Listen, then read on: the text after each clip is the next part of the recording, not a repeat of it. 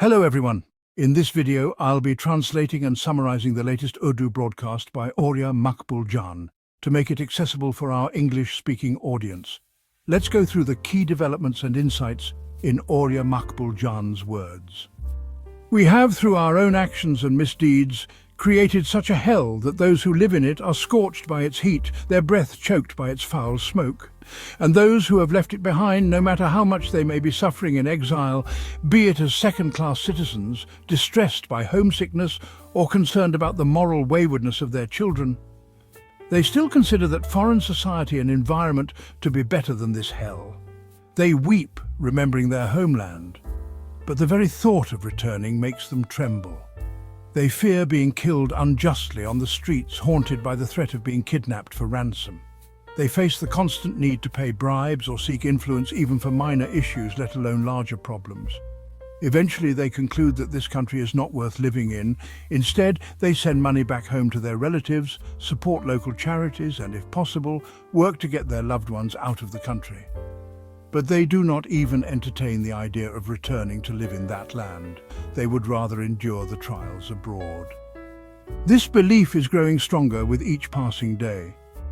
From a worldly perspective, this belief seems justified and grounded in reality. Where there is peace, economic opportunity, and a secure future, that is where people will naturally choose to live. But what truly frightens me is not just this realization. It is the idea that Muslims settled in Europe or other developed countries, due to the behavior and misconduct of their own people, are beginning to believe that the moral, social, and cultural values established by the West are the real pinnacle of humanity.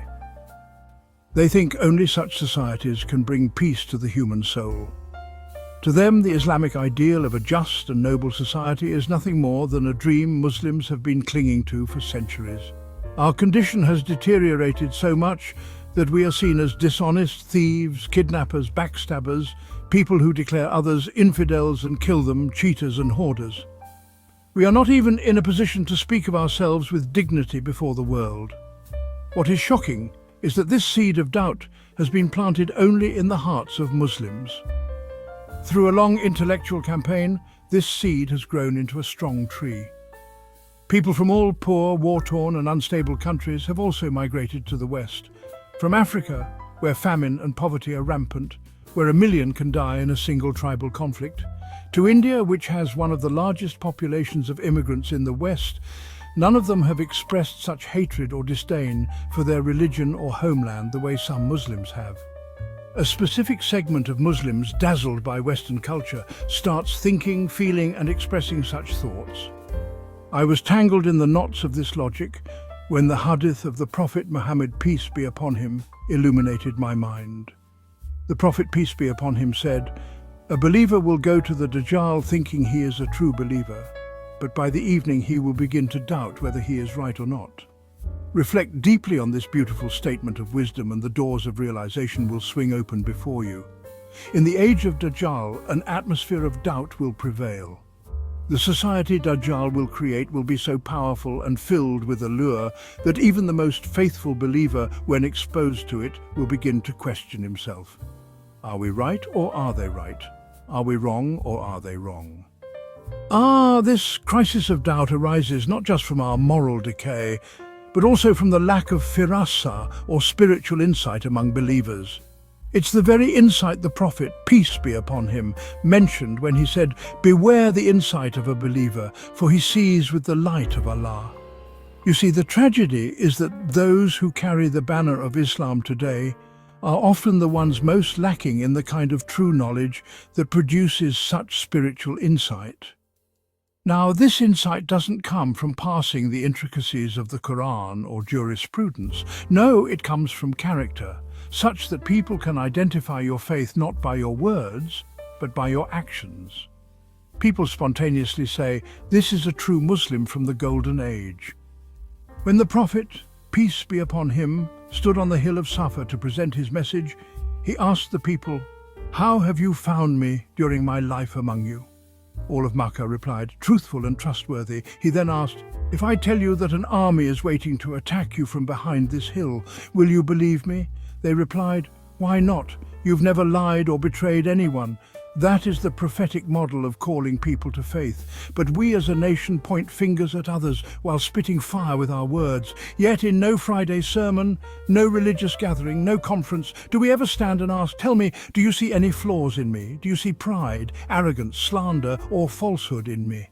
Here, if someone else dares to accuse us, our tongues hurl such venomous rebuttals that one shudders. The prophet, peace be upon him, said, "He who is deprived of gentleness is deprived of all good."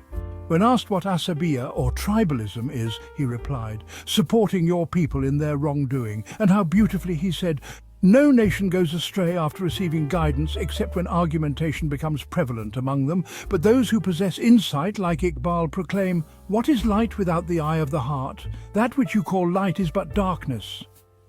Iqbal calls the West a realm of darkness because it lacks true humanity. Those who fall into doubt due to the dazzle of the West, if God grants them insight, they will be stunned to realize just how dark the very light that shook their faith really is. The reality is that the West harbors the world's greatest hoarders, those who stockpile food for profit while people across the world die of hunger. Africa now produces 10 times more than it did 50 years ago, yet it still suffers famine because multinational corporations control the entire food supply. The West has killed millions to sell its weapons and sustain its military-industrial complex. From Vietnam to Latin America, then Iraq and Afghanistan. An $80 billion industry revolves solely around women. Every inch of a woman's body, from toenails to hair, has been commercialized in the name of fashion and turned into objects of male lust. The merchants of death sell life-saving medicines produced at mere dollars for billions under the guise of patents. They dominate nations rich in oil and minerals with military might, buy their wealth for pennies, and exploit civil wars as pretext to send agents and seize resources. They once captured Africans in nets, brought them to their lands as slaves and made them toil.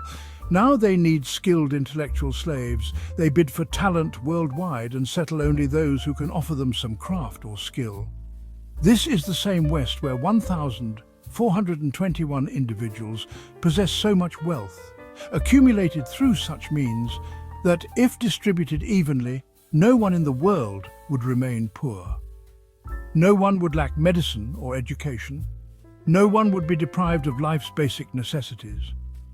This tale of exploitation is long, but it is this lure, this polished, peaceful, glittering society that can even shake the faith of the most devout believer. That wraps up our translation of Orya Maqbool Jan's video. I hope this English version helped you understand his message better. Please like, share and subscribe to Awami Lens to help our community grow. Don't forget to leave a comment below and let me know what you thought of this effort.